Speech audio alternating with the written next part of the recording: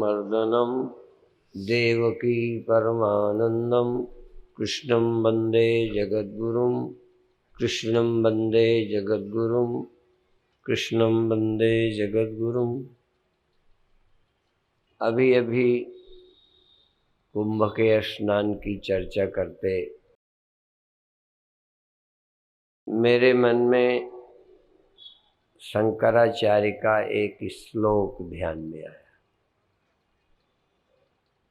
स्नातम तीर्थ समस्त तीर्थ सलिले।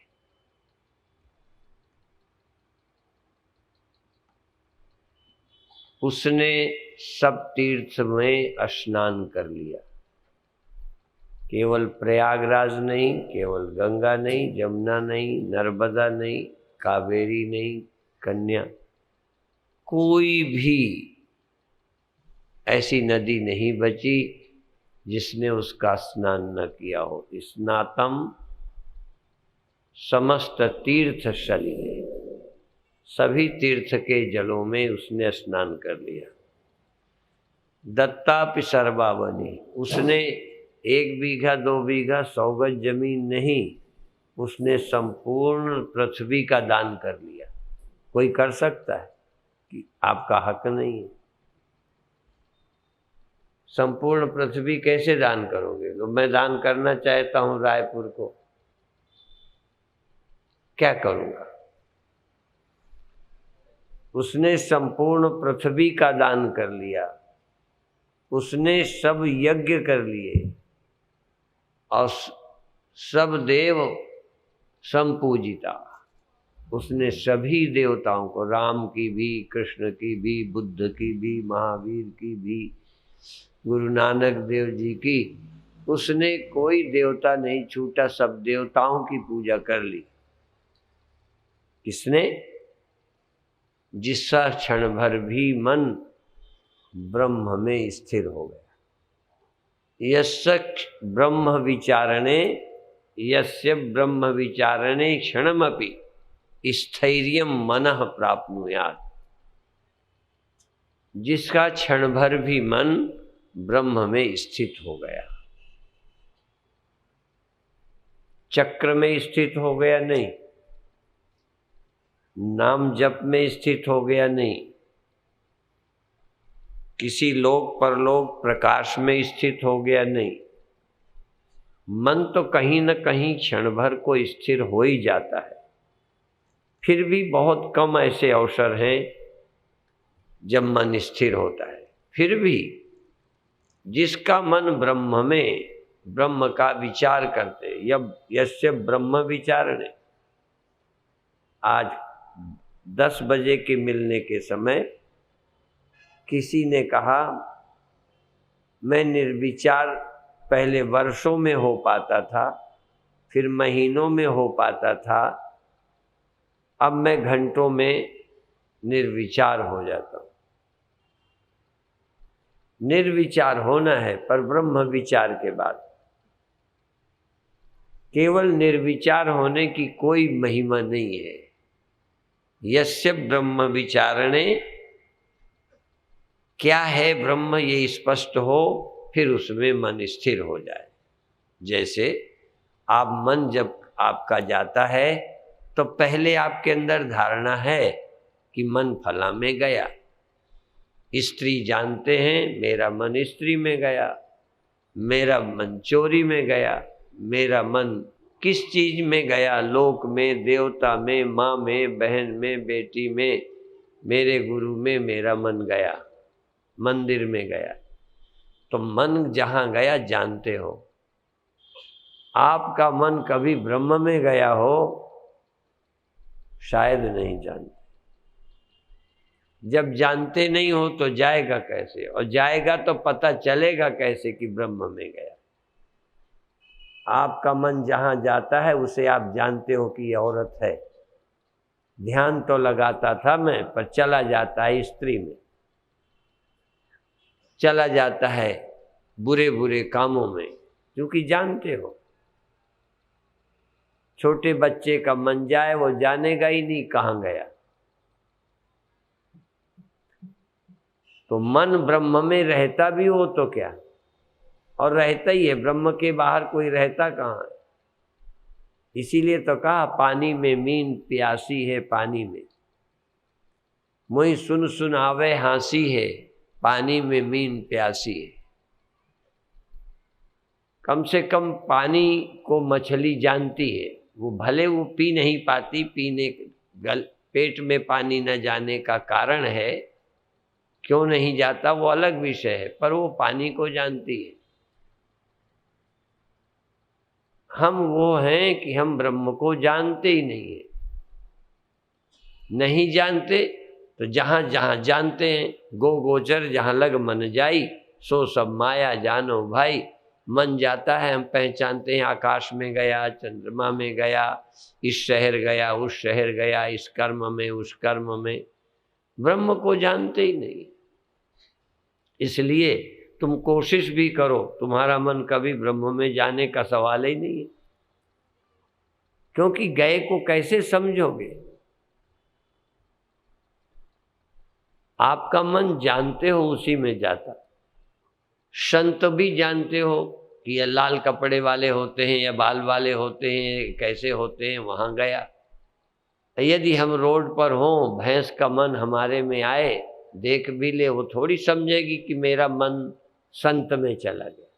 जैसे सब आदमी तैसे ही, तो उसका मन आदमी में गया। कई लोग ज्ञानी जन विचारक खंडन करते हैं कि मछली काहे न तरी जिसका गंग में ही घर है। मछली क्यों नहीं तरी, वो तो गंगा में ही रहती है। तो लोग समझते हैं हमने बड़ा तर्क किया। मैं उन ज्ञानियों का खंडन नहीं करता, लेकिन इस बात का जरूर खंडन करता हूं कि मछली गंगा में रहती ही नहीं है, वो तो पानी में रहती है। वो गंगा में नहीं रहती। गंगा तो तुम्हारी बुद्धि में है, तुम नहाओगे तो गंगा में नहाओगे, मछली नहीं। मछली तो सिर्फ पानी में स्नान करती है। इसी तरह से एक जीव जीव को खाता है, वो हिंसा नहीं करता, वो किसी जीव की हत्या नहीं करता, वो तो भोजन करता है। जैसे तुम्हें रोटी खाने में पाप नहीं लगता, ऐसे ही उसको जीव खाने में नहीं लगता। तमाम छिपकलियां रात को रोशनी के पास कीड़ों को खाती हैं, उनका भोजन है। उनको पाप नहीं लगता। कोई कहे हम खाते हैं पाप ना लगेगा, वो भोजन करते हैं, तुम्हारा वो भोजन नहीं है। इसलिए मछली पानी में रहती है, गंगा में रहती है कहा ही नहीं, गंगा में रहती नहीं। इसी तरह से कोई जानवर तीर्थ यात्रा नहीं करता, चाहे वो कहीं फिर रहा है, वो जमीन में चल रहा है, तीर्थ में नहीं। तीर्थ तो मनुष्य कर सकता है, तो तीर्थ भी है, गंगा स्नान भी है, पर अभी तुम ब्रह्म में नहीं जाते। हमारा तुम्हारा मन ब्रह्म में नहीं जाता। आखिर जब सब जगह ब्रह्म है तो फिरता तो वहीं होगा। जैसे सारी जमीन में जानवर घूमे पर तीर्थ यात्रा नहीं कही जा सकती, जल में मछली रहते गंगा में रहती है नहीं कहा जा सकता। ये तो हमारी खोपड़ी की उपज है जो हम कहते हैं मछली गंगा में रहती है। जब किसी स्त्री आदि का स्मरण आता है तब तुम्हें पता होगा कि वो स्त्री तुम्हारी माँ है, बहन है या बहन नहीं है। तुम्हारा मन जिसमें गया वो तुम्हारी माँ है कि नहीं। तो मैं जानूंगा, आपको पता हुआ हो जब आपका मन ब्रह्म में गया हो। राम में तो चला जाता है कभी कभी, कृष्ण में भी चला जाता है, क्योंकि वो आप थोड़ा बहुत सुन रखा है, पढ़ रखा है, चित्र देखे हैं, इसीलिए पूजा पाठ राम कृष्ण देवी देवताओं की बन जाती है। मैं तुमसे कहूं ब्रह्म की पूजा करो, कैसे करो, तुम्हें आता ही नहीं। इसीलिए ब्रह्म विषयक जो अज्ञान है वो कैसे दूर होगा। हमारे ग्रंथों में कहा, जे 100 चंदा उगर सूरज चढ़े 1000, एते चानन हो दिया गुरबिन घोर अंधार। बिना गुरु के परमात्मा का, ब्रह्म का पता ही नहीं चलेगा, अंधेरा ही है। जैसे फिर याद करो कि एक मछली पानी में है, उसको कैसे हम गंगा स्नान कराएं? है आपके पास साधन कि मछली को गंगा स्नान करा दो? है आप में दम कि किसी जानवर को तीर्थ यात्रा करा दो? किसी जानवर को बहन के रिश्तों का ज्ञान कराओ? उनके यहां बहन भाई का कोई रिश्ता ही नहीं होता। बहन भाई तो मानव जीवन में है। मां का पवित्र रिश्ता मनुष्य में है। कुत्ता तो बड़ा हो जाता है, मां ही नहीं रहती उसकी। वो तो छोटा था, इसलिए प्राकृतिक मां जानवर में है, धार्मिक मां, सांस्कृतिक मां जानवर में नहीं होती। प्राकृतिक मां है, पैदा हुआ था दूध पीता रहा, सयाना हुआ, उसकी आवश्यकता बदली, वो मां नहीं है। अब दूध न पीने के बजाय सेक्सुअल संबंध करता है। उसके यहाँ कोई रिश्ता नहीं है, कोई संस्कृति नहीं है। प्रकृति है, संस्कृति नहीं है। संस्कृति सिर्फ मानव में होती है, और संस्कृति विहीन मनुष्य नहीं है, वो जानवर ही है। संस्कृति मनुष्यों में कई तरह की है, पर संस्कृति है कोई ना कोई। मुसलमान में चाहे वो बुरा है, पर उसकी कोई संस्कृति है। ईसाइयों की कोई संस्कृति है, हिंदू की एक अलग संस्कृति है। हम भले कहेंगे हमारी श्रेष्ठ संस्कृति है, लेकिन संस्कृति है। आखिर वो 3 ब्याह 4 ब्याह तक सीमित हैं ही। कोई संस्कृति तो बनाई उन्होंने, कोई नियम तो बनाया। एक माँ से पैदा हुए इसलिए वो शादी करते हैं बहन से भी।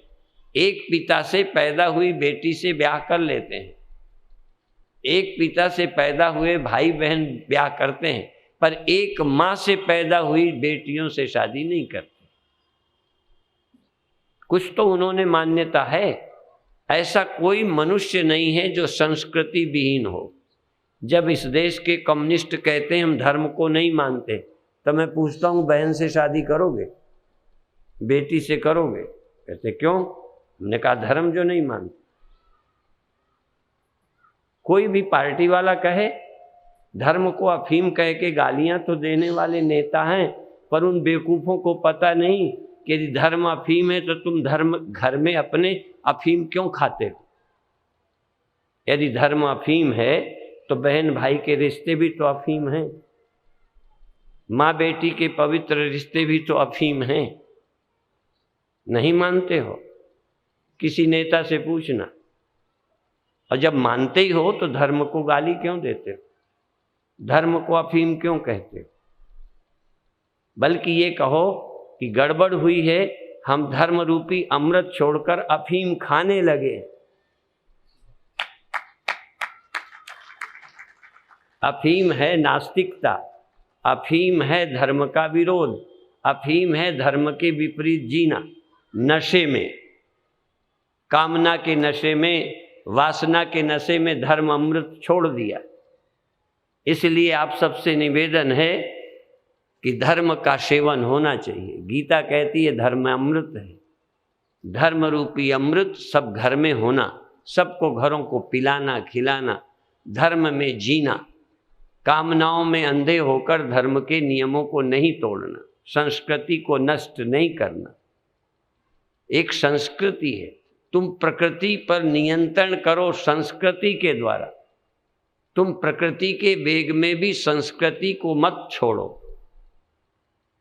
प्रकृति तो कहेगी, काम वासना कहेगी, भूख कहेगी चाहे कुछ खा लो, काम कहेगा, काम न देखे जात कुजात, भूख न देखे भाषा भात, नींद न देखे टूटी खाट। तो काम तो कोई जाति आती नहीं देखेगा, पर धर्म कहेगा नहीं देखो, अंधे मत हो। इसलिए कामना अंधा कर देती है। धर्म एक चक्षु है, ध्यान रखो, धर्म चक्षु है, काम अंध, काम अंधा कर देता है। कामनाओं ने हमें अंधा कर दिया, वासनाओं ने, वासनाएं आंखें बंद करती है, धर्म की आंख को भी है तो भी दबा देती है, पट्टी बांधती है। धर्म की आंख में पर्दा डालती है वासना, लेकिन धर्म यदि निष्ठा मजबूत हो तो धर्म चक्षु बनता है। फिर वो अपनी धर्म की आंख से देखेगा कि ये मेरी क्या है। जिसको आंख कहेगी ये बहन है, फिर वो पत्नी नहीं हो सकती। आंख भी तो है। नजरें बदल गईं तो नजारे बदल गए, किश्ती का रुख बदला तो किनारे बदल गए। आंखें ही तो हैं सब। तीर्थ आंख से दिखता है, इन आंखों से नहीं। धर्म चक्षु तीर्थ संस्कारों से दिखता है। माँ बहन संस्कारों से दिखती है, केवल ऐनक से नहीं दिखता। ध्यान रखो, एक चुटकुला सुना दूं, सुनाने लायक है कि आंखों से सब कुछ नहीं दिखता। आंखों से तो बहुत कम दिखता है, प्राकृतिक दिखता है, कुछ धर्म से दिखता है। एक आदमी डॉक्टर से आंखें बनवा रहा था, सुधरा रहा था, ऐनक बनवा रहा था। ऐनक बनवाया, पढ़ने लगा। एक गांव का आदमी देख रहा था कि आदमी अभी पढ़ नहीं पा रहा था, ऐनक लगाया तो पढ़ लिया। तो वो भी डॉक्टर से कहता है मुझे पढ़ने वाली आंख चाहिए, मुझे पढ़ने वाला ऐनक चाहिए, मुझे दे दो, ऐनक बना दो। उसने आंख बनाई।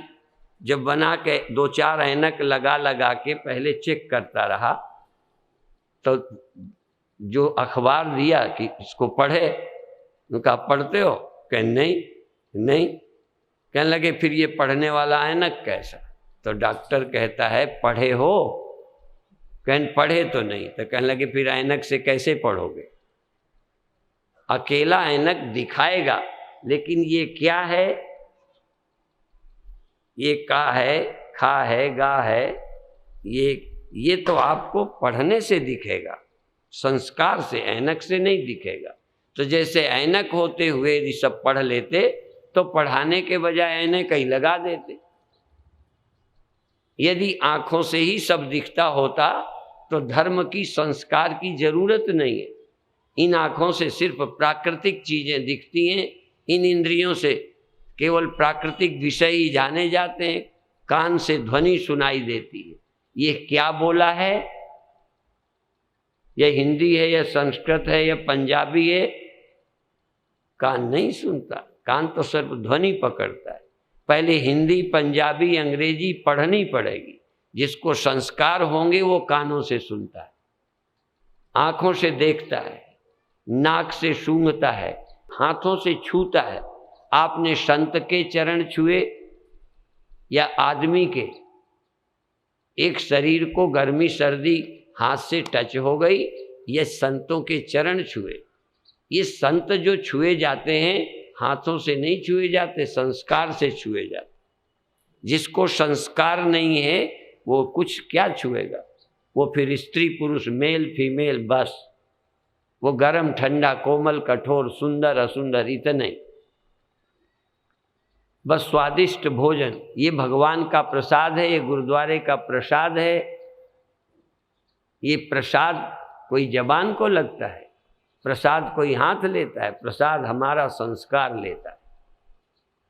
इसलिए संस्कारों का बड़ा महत्व है। और आज संस्कार विहीन हम हो रहे हैं, संस्कार विकृत हो रहे हैं। अपसंस्कृति, प्रकृति संस्कृति और अपसंस्कृति, विजातीय संस्कृति, विदेशी संस्कृति हम पर हावी हो रही। एक सज्जन पूछ रहे हैं कि ईसाई धर्म के अनुयायियों द्वारा आजकल हिंदू धर्मावलंबियों को धर्म परिवर्तित कराने में लगे हुए हैं, इस पर आपका क्या प्रतिक्रिया है?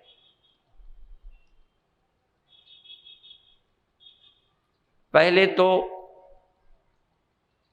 हम इस पक्ष में ही नहीं हैं, क्योंकि बदलने से वातावरण बिगड़ता है। फिर दूसरा, यदि कोई बदलता ही है तो संस्कार बदले तो ठीक है। बदलना चाहे तो कोई बदले, हिंदू बदले, मुसलमान बदले, ईसाई बदले, बदलना चाहे तो बदले, लेकिन प्रलोभन दे के बदला जाए ये गलत है।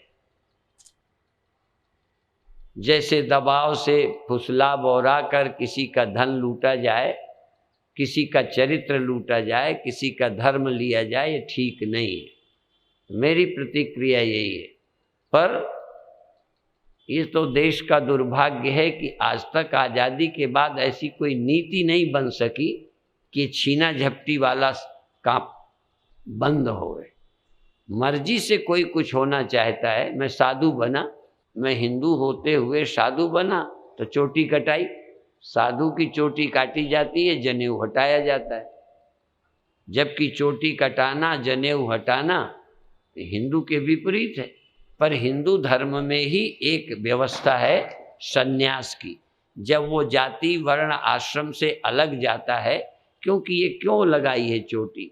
हम हिंदू हैं इसलिए लगाई चोटी, जरा ध्यान रखना। जनेऊ क्या है? हम सवर्ण हैं इसलिए पहना जनेऊ। सन्यास का मतलब न मैं सवर्ण हूँ, ब्राह्मण क्षत्रिय वैश्य नहीं हूँ, इसलिए जनेऊ छोड़ दिया, चोटी हटा दी, मैं हिंदू नहीं हूँ। हम हिंदू थोड़ा हैं। याद है कि हम हिंदू थे, जरा ध्यान रखना। स्मरण है कि हम हिंदू थे, अब हम हिंदू नहीं हैं। कोई आपत्ति नहीं। कई बार सिख जब कह देते हैं, कोई कह देता है ये हिंदू हैं तो सिख बुरा मानते हैं, या सिख कह दें कि हम हिंदू हैं, ये तो वो ये कह सकते हैं हम हिंदू थे, अब नहीं हैं। कोई बुरा नहीं है, चिढ़ना नहीं चाहिए। कई बार हिंदू चिढ़ जाते हैं कि सिख कहते हैं हम हिंदू नहीं। अरे भाई, हम हिंदू नहीं हैं, हिंदू थे। चोटी कहाँ है अब? चोटी हो तो मैं हिंदू हूँ, जनेऊ हो तो मैं ब्राह्मण क्षत्रिय वैश्य हूँ। इसी तरह से कोई विवाहित है तो गृहस्थ है, अनमैरिड है तो ब्रह्मचारी है, या फिर छोड़ दे तो सन्यासी है। तलाक दे नहीं कह रहा, तलाक देने वाले सन्यासी नहीं है। तलाक देने वाली तो दूसरी की तलाश में है। तो सन्यासी तो जैसे कोई पूजा करने से उसका नाम पुजारी पड़ जाता है, ऐसे ही जब गुरुओं की सीख पे चले हम सिख हो गए, वो भी गुरुओं की सीख पर। प्रचलित ग्रंथों से भिन्न एक गुरु के सिद्धांत पर चलने लगे, हम सिख हो गए। अब जो सन्यासी बना मेरा शिष्य है, वो मेरे अनुसार चलेगा। गृहस्थी के लिए जो ग्रंथ है उसके अनुसार नहीं चलेगा, और चलता है तो मेरा शिष्य नहीं है, मेरा सिख नहीं है। तो आप क्या हैं, ये एक बड़ा मजेदार विषय है। दिखाई देने पर जैसे हम पहले थे तैसे ही आज हैं। इसलिए पुरानी आदत, बस लोग मुझे हिंदू समझते हैं, मैं भी कभी हिंदू ही समझता रहता। लेकिन जब आपने सन्यास लिया, अब किस बात के हिंदू? इस तरह के बड़े रगड़े हमारे साथ आए। एक बार कुछ संतों ने ये कहा हम सब जाति के संतों के साथ भोजन नहीं करेंगे। मैं भोजन व्यवस्थापक था, मुझे तो निपटना था। जैसे राजनीतिज्ञों को अपनी समस्याएं सुलझानी पड़ती, हमें भी सुलझानी पड़ी।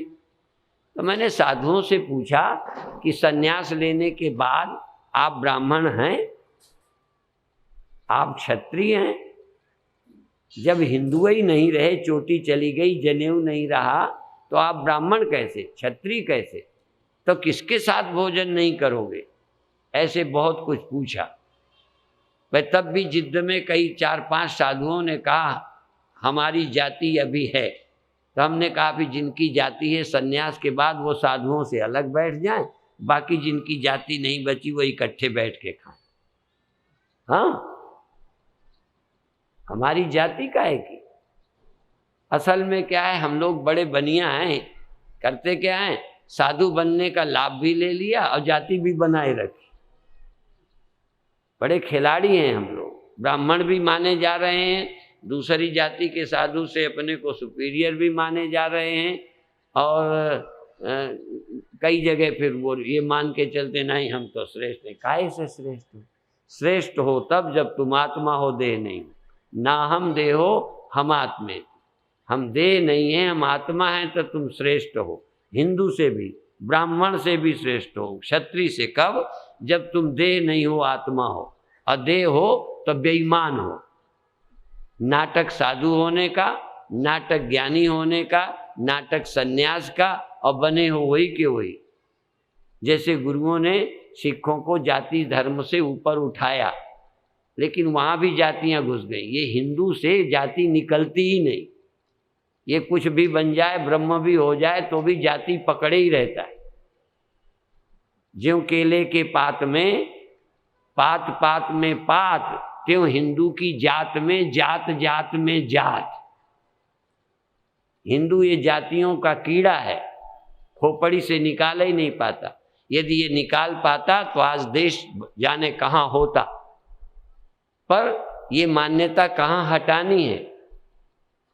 जाति की मान्यता हटा करके क्या सब कुछ खाने पीने लगोगे कि अब हमारी तो कोई जाति नहीं, जो मुसलमान खाते हैं सो ही हम खाएंगे? जाति से ऊपर उठना है, मनुष्यता से ऊपर उठना है, देवत्व प्राप्त करना है, ब्रह्मत्व प्राप्त करना है, राक्षसत्व प्राप्त नहीं करना। ऊपर उठने में और गिरने में फर्क है। कई लोग नीचे गिरने को भी ऊपर उठना ही समझते। पतित तो हो गए, जाति के भी न रह गए, जो ब्राह्मण थे वो भी न रहे, अब ब्रह्म तो हुए नहीं। चाहे कुछ खाने लगे, चाहे कुछ करने लगे, तो ये पतन है, उत्थान नहीं है। तो आप लोगों से निवेदन है कि थोड़ा चिंतन करो, स्वाध्याय करो, किसी गुरु के मार्गदर्शन में रह के जिंदगी जीना सीखो। मनमानी नहीं करो, मनमुख नहीं हो, गुरुमुख हो। गुरुमुख शास्त्र के अनुसार चलो, मन के अनुसार मत चलो। मन को गुरु मत बनाओ, गुरु ही तुम्हारा मन है। मन मना भव मद भक्तो मद्याजी माम नमस्कुरु। जिसका मन गुरु है, गुरु की आज्ञा ही मन है, अपना कोई अलग मन नहीं है, वो गुरुमुख है।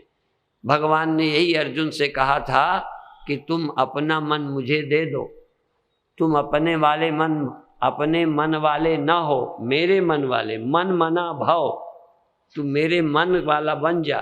तू अभी अपने मन वाला है, मेरा मन ये करता है, मेरा ये, तेरा मन करता है, मेरा। गुरु कहेंगे मेरा मन करता है कि तू ऐसा ना कर, ऐसा कर, ऐसा नहीं करना है, ऐसे उठना है, ऐसे बैठना है, युद्ध करना है, नहीं करना है, मेरे मन का हो जा। तू अपने मन से कोई काम मत कर। क्या कमाल है, आदमी मुक्त हो जाए।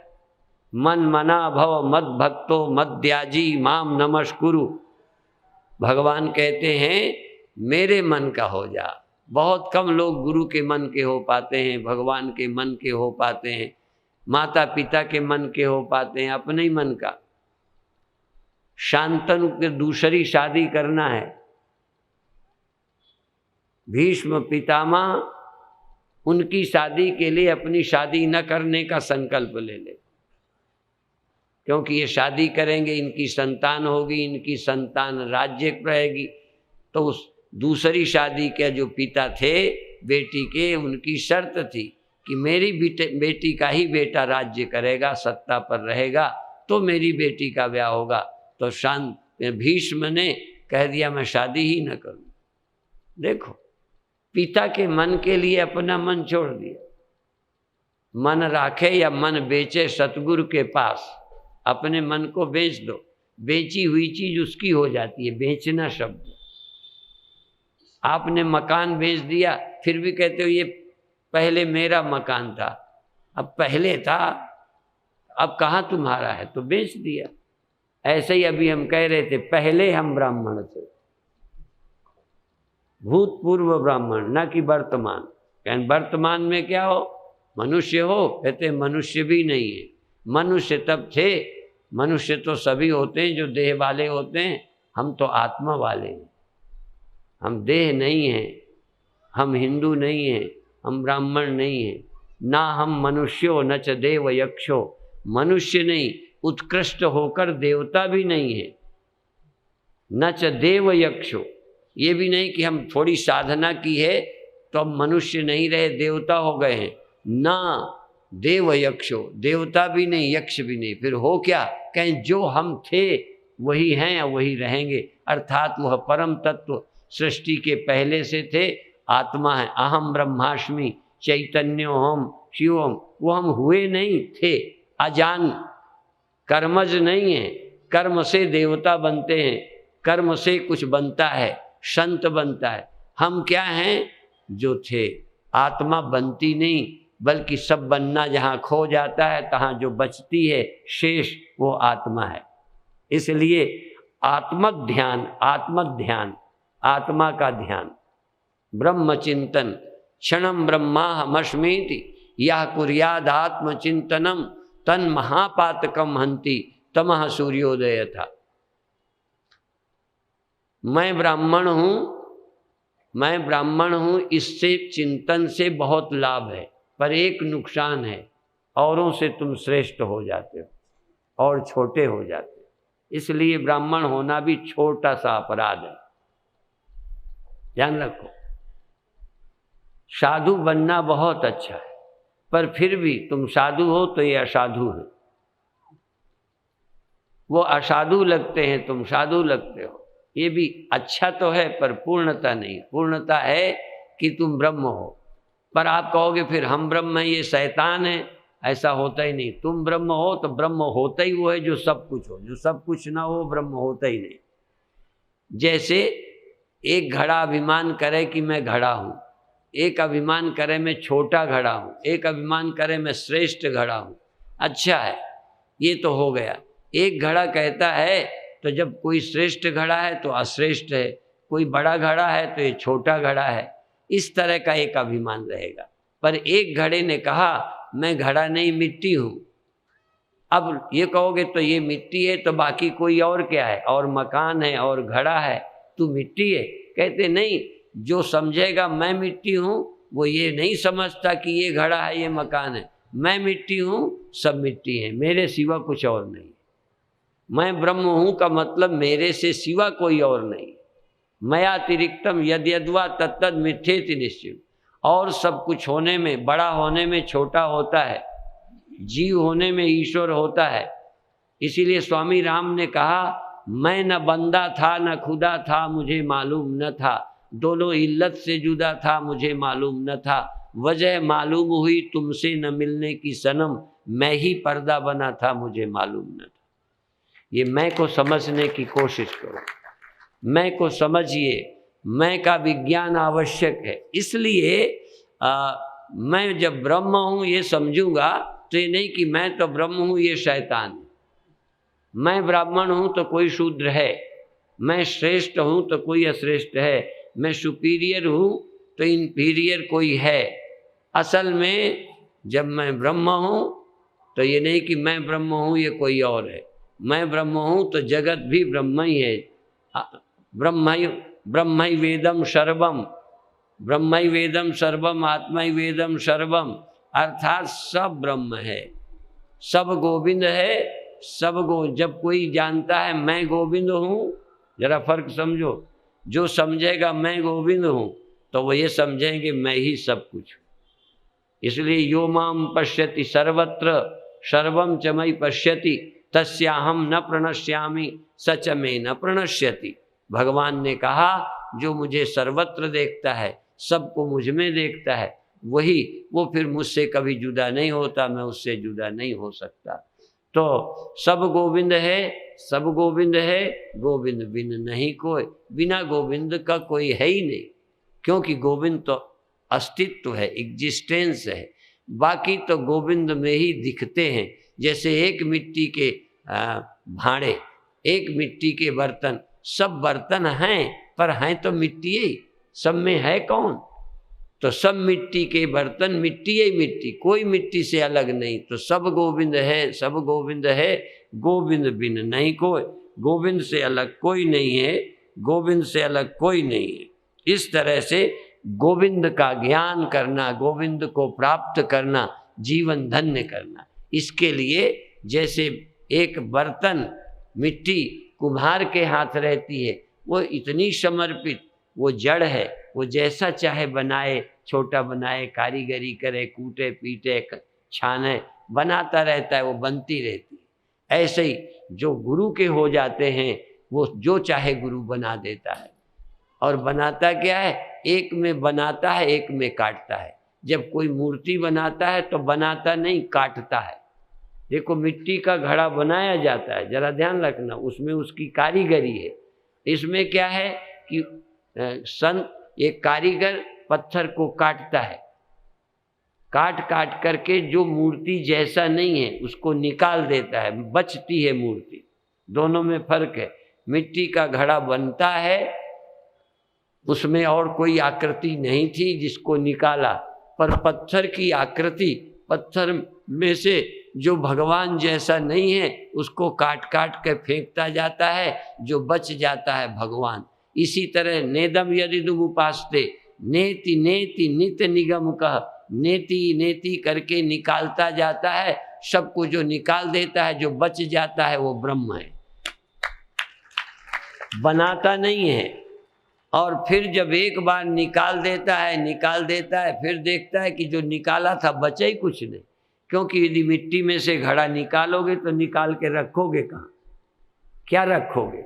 जरा निकाल के दिखाओ, मिट्टी से अलग रखोगे क्या? निकालते जाओ, अर्थात मिथ्या का निषेध ही ब्रह्मता की प्राप्ति।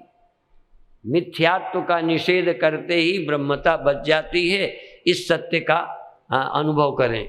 इतना ही कहकर अभी समाप्त करते हैं शेष चर्चा। कल प्रातः काल का ध्यान रखो। ये ब्रह्म, आज हमने ब्रह्म ध्यान की भूमिका बनाई है। क्षणम ब्रह्माहमस्मीति, एक क्षण भी यस्य ब्रह्म विचारणे क्षणमपि स्थैर्यं मनः प्राप्नुयात्, मन क्षण भर को ब्रह्म में लगे, उसकी प्रक्रिया प्रातः काल करेंगे। ओम शांति शांति शांति।